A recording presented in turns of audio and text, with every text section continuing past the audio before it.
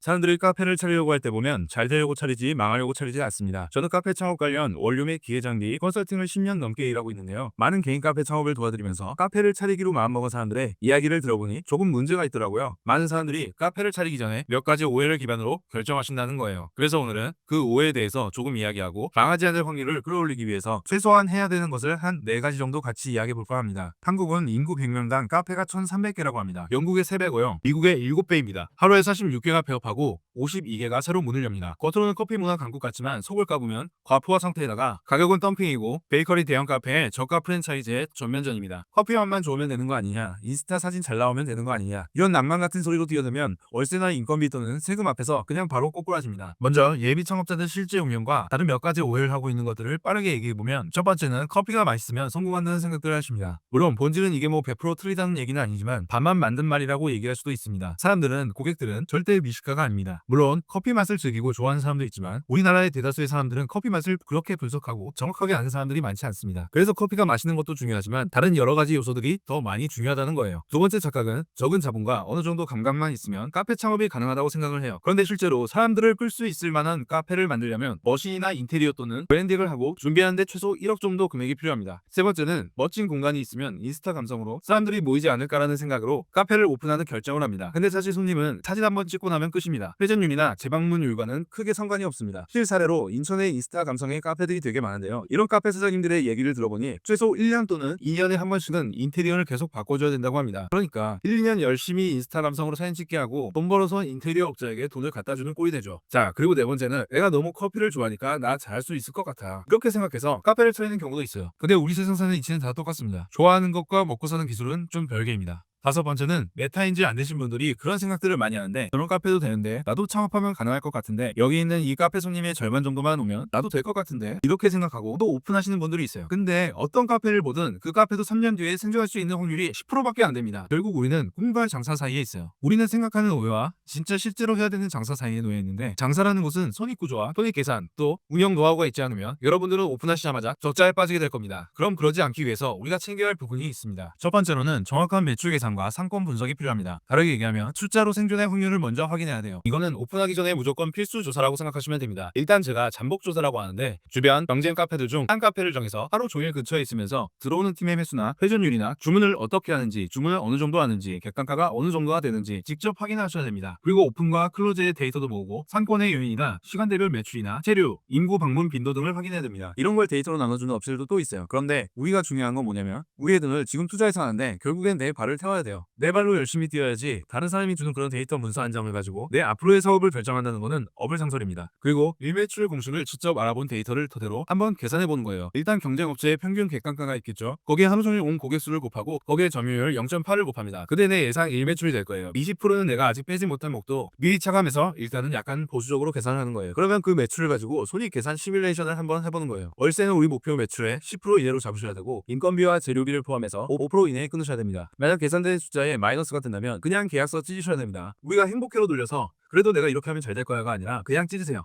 두 번째는 매뉴얼이 있어야 됩니다. 매뉴얼이라는 게 가장 추상적인 게 아니라 너무 단순한 거예요. 사장을 복제한다고 생각하면 돼요. 우리가 항상 사람을 잘 만나야 된다, 센스 있는 알바를 구해야 된다, 센스 있는 직원을 구해야 된다 하는데, 세상에 센스 있는 알바는 없다고 생각하시는 게 정신 건강에 좋습니다. 아주 가벼운 예로 그냥 레시피는 원두 18g에 25초에 추출량이 38ml, 그 다음에 온도는 92도에 맞춘다. 인사할 때는 안녕하세요, 오늘의 산미 낮은 블렌드로 추천드립니다, 미소를 띠고 각도는 15도로 맞춘다. 그리고 주문이 들어오면 3분 내에 전달하고 픽업 때의 시그니처 설명은 무조건 15초로 한다. 이런 식으로 모든 행동의 매뉴얼을 정합니다. 미국에 있는 맥도날드 같은 경우에는 감자튀김에 소금을 뿌릴 때 몇 그램을 뿌려야 되고 손목의 각도는 어떻게 해서 뿌려야 되는지도 매뉴얼화되어 있다고 합니다. 그리고 체크리스트가 있어야겠죠. 오픈할 때는 머신 이어라는 거와 SNS 작업과 어떤 것들을 해야 되는 체크리스트를 잡고, 미들 타임에는 재고 점검과 주변 환경 정리, 이런 거에 대한 체크리스트가 필요하고, 마감 때는 청소와 정산, 발주에 대한 또 체크리스트가 필요하겠죠. 다시 한번 얘기하지만 매뉴얼은 사장을 복제하는 기술입니다. 첫 방문 손님이 10번 와도 15번 와도 같은 맛과 같은 태도를 경험해야 하는 것이 포인트입니다. 이때 우리 손님들한테 충성도라는 게 생깁니다. 세 번째, 카페는 카페는 컨셉이나 브랜딩이나 차별화가 있어야 된다고 얘기를 하죠. 근데 도대체 카페 컨셉 브랜딩 차별화가 뭔데? 라고 생각하실 수 있어요. 그냥 한마디로 정리하면 컨셉이나 브랜딩이나 차별화는 손님 눈앞에 서기 전에, 손님이 내 매장으로 오기 전에 내 매장을 떠올리는 한 문장이라고 생각하시면 됩니다. 예를 들어 산미 없는 디카페인 전문 카페, 빵 또는 케이크가 맛있는 카페. 예전에 저희와 함께 했던 카페 같은 경우는 또띠아로 쌓은 랩이 정말 맛있는 카페로 사람들한테 기억에 남고 있어요. 그렇게 차별화하는 거는 결국에는 손님들이 내 매장을 떠올릴 수 있는 한 문장이어야 합니다. 차별화를 만약에 커피로 가져간다고 하면 원두스코어나 프로파일을 공개해 기사들이나 매장 앞에 배치해서 커피 전문점 같은 연출을 해줄 수도 있고요. 로스팅을 한다면 하루에 한 번씩은 시간을 정해서 같은 시간에 로스팅을 라이브로 하는 방법도 있습니다. 커피 외에 다른 음료를 주안점으로 두는 카페 같은 경우에는 홈메이드 청이나 시럽 이런 것들을 매장 입구에 배치해서 수제 전문점 같은 느낌을 주어 연출하는 것도 또 하나의 차별화 작업인 거죠. 중요한 거는 고객이 여기는 이게 좀 달라요 라고 입으로 말하기 전까지는 아직 브랜딩이나 차별화는 미완성이다 라고 생각하시면 됩니다. 네 번째, 커피 한 잔으로는 카페 운영이 안 됩니다. 결국에는 객단가 상승과 수익의 다각화를 우리가 고민하셔야 됩니다. 가장 일반적으로 많이 활용하는 방식은 디저트의 모듈화입니다. 예를 들어 크루아상을 기본으로 크로플, 크림을 곁들인 디저트, 샌드위치 형태로 변형할 수 있습니다. 이렇게 다양한 형태로 파생시킴으로써 원재료의 활용도를 높이고 로스율을 줄이는 동시에 여러 가지 제품을 판매할 수 있는 효과적인 방법입니다. 다른 방법으로는 매장에서 직접 수제로 만들어서 기본 쿠키를 내 카페 색깔에 맞는 디저트 모듈로 만들어서 하는 방법도 있습니다. 실제로 매출이 잘 나오게 한 카페는 그냥 아무것도 없는 기본 버터 쿠키에 초코칩 하나 넣은 10개짜리 수제 쿠키가 사람들의 입맛에 맞아서 효자 상품이 된 사례도 있습니다. 그리고 병립 제품도 있습니다. 뭐냐 하면 원두 말고 우리가 다른 음료들을 만들 때 원료들을 집어넣는데 그 원료 중에 예를 들어서 바닐라 시럽이나 레몬청 같은 경우는 우리가 직접 만들 수 있습니다. 이걸 선물화해서 선물 매출을 확보할 수 있습니다. 만들 때 원가가 한 30%밖에 안 돼서 원가 낮추는 데 도움이 됩니다. 재방문 고객들의 데이터 DB를 가지고 활용하는 방법이 있는데요. 포인트 적립을 위해서 전화번호를 수집하고 비수기 때 신메뉴 홍보를 해서 재방문율을 높이는 방법이 있습니다. 실제로 이렇게 홍보를 하면 재방문율이 한 5% 정도 더 발생한다고 해요. 카페를 계속하면서 커피에 대한 지식이나 카페 운영에 대한 노하우 이런 부분의 스킬이 높아진다면 카페 운영에 관심 있는 사람들에게 원데이 클래스 교육을 추진하는 것도 좋은 방법입니다. 원데이 클래스를 통해서 추가 매출을 노려보는 거죠. 매장의 객단가가 5,000원에서 6,500원으로 1,500원만 올려도 기존 월 고객수 3,000명이 매장에 방문한다고 했을 때 월 450만 원이 더 남습니다. 결국에는 객단가를 어떻게 내가 올리느냐에 따라서 내 카페 매출이 달라진다는 거예요. 당연히 수익도 달라지겠죠. 자, 정리해보면 첫 번째, 투자 계산 없이 그냥 열면 100% 망합니다. 두 번째, 매뉴얼이 없으면 일관성이 없습니다. 세 번째, 브랜딩이 없으면 재방문이 없습니다. 네 번째, 객단가가 없으면 이익도 없습니다. 지금까지 영상을 보고 그래도 해보고 싶다면 지금 당장 내가 마음에 들었던 상권에 가서 하루 정도 잠복 조사를 해보세요. 그리고 매뉴얼 한 장의 브랜딩을 한번 적어보세요. 이 세 가지만 준비해도 일단은 90% 실패 구역이 아니라 10% 생존 구역에 들어올 수 있는 첫 발을 뜨는 겁니다. 꿈은 커피 향으로도 충분합니다. 결국 생존은 숫자로 증명됩니다. 오늘도 감사합니다.